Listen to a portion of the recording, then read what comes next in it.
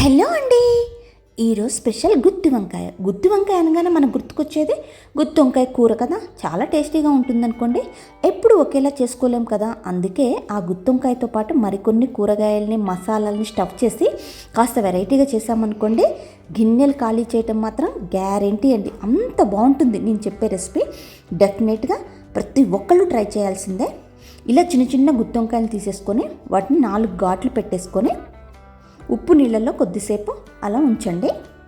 ఇప్పుడు దీనికోసం మసాలా కోసం మనం స్టఫ్ చేయడం కోసం పల్లీలు వేయించుకొని పొట్టు తీసేసి ఒక మిక్సీ జార్లో వేసేసుకొని దానిలో కొంచెం 1 టేబుల్ స్పూన్ ధనియా పౌడర్, సాల్ట్, అలాగే రుచికి సరిపడినంత కారం, గరం మసాలా మరియు ఒక 7-8 వెల్లుల్లి రెబ్బలు, కొంచెం జీరాను వేసేసి కచ్చాపచ్చాగా, అంటే మరీ మెత్తగా పౌడర్ లాగా మిక్సీ చేయొద్దు.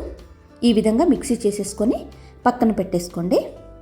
ఇప్పుడు దీంట్లో సన్నగా తరిగి పెట్టుకున్న ఆనియన్స్ని వేసేసి బాగా కలిపేసుకోవాలి.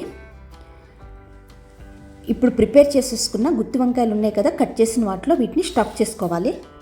ఈ మసాలాతో ఇలా కనుక చేశారనుకోండి చాలా బాగా నచ్చుతుంది. అసలు నేను ఇంకెప్పుడు చేసిన గుత్తి వంకాయ ఇలానే చేయాలని ఫిక్స్ అయిపోయాను. అంత టేస్టీగా ఉంది. గుత్తి వంకాయ మసాలా కంటే ఇలా ఫ్రైలాగా చేసుకున్నారనుకోండి చాలా బాగుంటుంది. ఇలా అన్నిట్లో స్టఫ్ చేసేసుకోండి.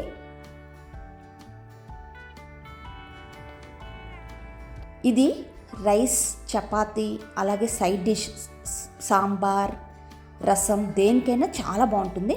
ఇలా అన్నీ ఒక ప్యాన్ తీసేసుకొని ఒక 2-3 టేబుల్ స్పూన్ ఆయిల్ వేసేసుకొని అందులో అన్నిటిని ట్రాన్స్ఫర్ చేసేసుకోండి. ఇలా ఈ ప్రాసెస్ మొత్తం సిమ్లోనే జరగాలండి. అటు ఇటు ఫ్లిప్ చేస్తూ సిమ్లో మూత పెట్టేసి సిమ్లో మొత్తం కుక్ అయ్యే విధంగా చూసుకోండి. చాలా టైం టేకింగ్ ప్రాసెస్, టైం పడుతుంది. ఎందుకంటే మొత్తం వంకాయ మొత్తం బాగా ఫ్రై అవ్వాలంటే కొంచెం టైం పడుతుంది. అంత సిమ్లో పెట్టి చేయండి. ఈ మసాలా బాగా పట్టి ఎంత బాగుందంటే చాలా బాగుంది. రైస్కి కూడా గ్రేవీ, ఆ పొడితోనే మనం రైస్ కలుపుకొని తింటుంటే ఆహా సూపర్ ఉంది టేస్ట్ మాత్రం. ఖచ్చితంగా ఈ మసాలాతో ఒక్కసారి గుత్తి వంకాయని ఇలా ట్రై చేయండి. మీ అందరికి బాగా నచ్చుతుంది. చూడండి, ఫైనల్గా ఈ విధంగా సాఫ్ట్గా కుక్ అవ్వాలి. మొత్తం మూత పెట్టేసి ఫ్లిప్ చేస్తూ సిమ్లోనే కుక్ చేయండి. ఈ విధంగా పర్ఫెక్ట్గా కుక్ అయిపోయింది. పీసెస్కి మసాలా కూడా పట్టింది. ఇప్పుడు డిష్ అవుట్ చేసుకోవటం అంతేనండి. చాలా టేస్టీగా గుత్తి వంకాయ ఫ్రై రెడీ. ఎప్పుడు గుత్తి వంకాయ మసాలానే కాకుండా సింపుల్ ఇంగ్రీడియంట్స్తో ఇలా చేయండి, డెఫినెట్గా నచ్చుతుంది.